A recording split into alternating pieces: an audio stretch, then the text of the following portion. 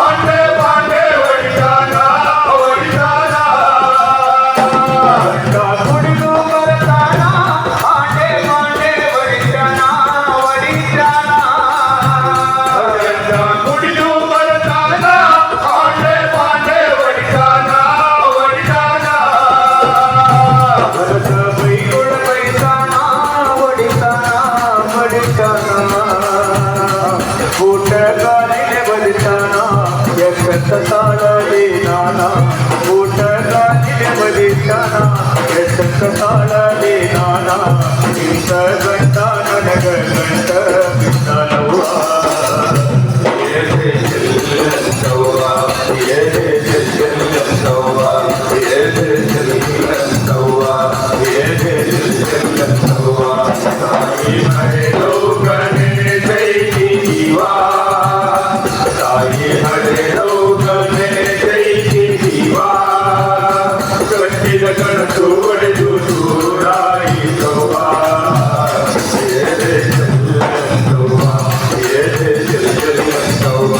Yeah.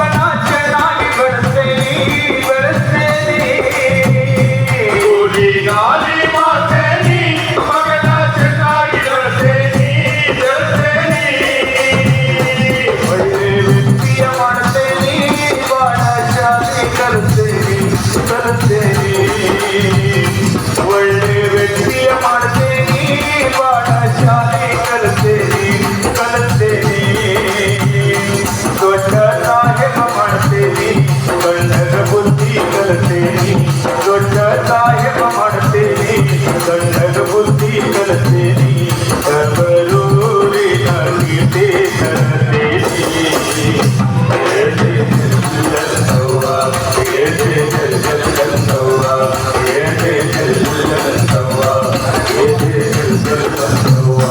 ತಾಯಿ ಹರಿದೌಗನೆ ಚೈತಿ ಜೀವಾ ತಾಯಿ ಹರಿದೌಗನೆ ಚೈತಿ ಜೀವಾ ಗಟ್ಟಿದ ಕಣಸು ಹೊಡೆದು ಸೂರಾಯಿ ನೋವಾ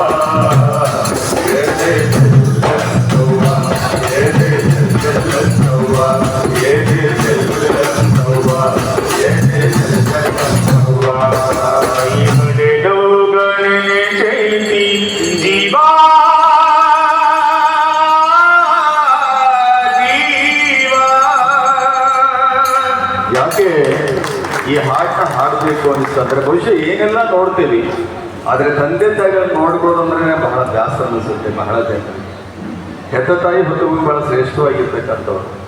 ದೇವ್ರ ಗುಡಿಗೆ ಹೋಗಿ ದೇವ್ರ ನಮಸ್ಕಾರ ಮಾಡಿದ್ರೆ ದೇವ್ರು ಸಿಗ್ತಾನೆ ಗೊತ್ತಿಲ್ಲ ನನಗೆ.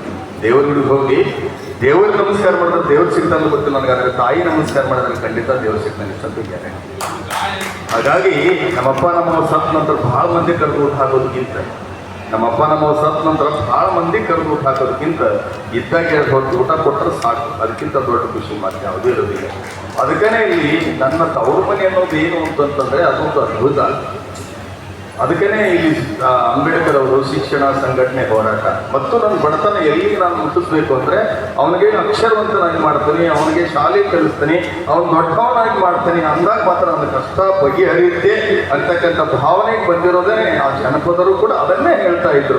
ಆದರೆ ಅವತ್ತು ಇವತ್ತು ನಾವು ಅದನ್ನು ಬಳಸ್ತಿಲ್ಲ ಅಷ್ಟೇ. ಆಚಾರಕಾರ ಸಾಗು ನೀತಿಗೆ ಪ್ರಭು ಹಾಗೂ ಮಾತಿನಲ್ಲಿ ಚೂಡಾಮಣಿ ಹಾಗೂ ಜ್ಯೋತಿ ಹಾಗೂ ಜಗಲ್ಲಂತ ಡಾಕ್ಟರ್ ಹಾಗೂ ಇಂಜಿನಿಯರ್ ಹಾಗೂ ಉಕ್ರೇನ್ಗೆ ಹೋಗಂತ ಹೇಳೇ ಇಲ್ಲ. ಆಚಾರದ ಕನಸು ಹಾಕ್ಬೇಕಂತೆ, ನೀತಿಗೆ ಪ್ರಭು ಹಾಕ್ಬೇಕಂತೆ, ಮಾತಿನಿಂದ ಚೂಡಾಮಣಿ ಆಗ್ಬೇಕಂತೆ, ಹಣ ನೀವು ಬೆಂಕಿ ಹಚ್ಚೋವಾಗ ಕೂಡ ಜ್ಯೋತಿ ಹಚ್ಚೋವಂತ ಕಲ್ಪನೆ ಕೊಟ್ಟಿರೋದೇ ಜನಪದ ಬಂಧುಗಳು. ಹಾಗಾಗಿ ಆ ಜನಪದಕ್ಕಿರೋ ತಾಕತ್ತು ಮತ್ತೆ ಯಾವುದಕ್ಕಿಲ್ಲ.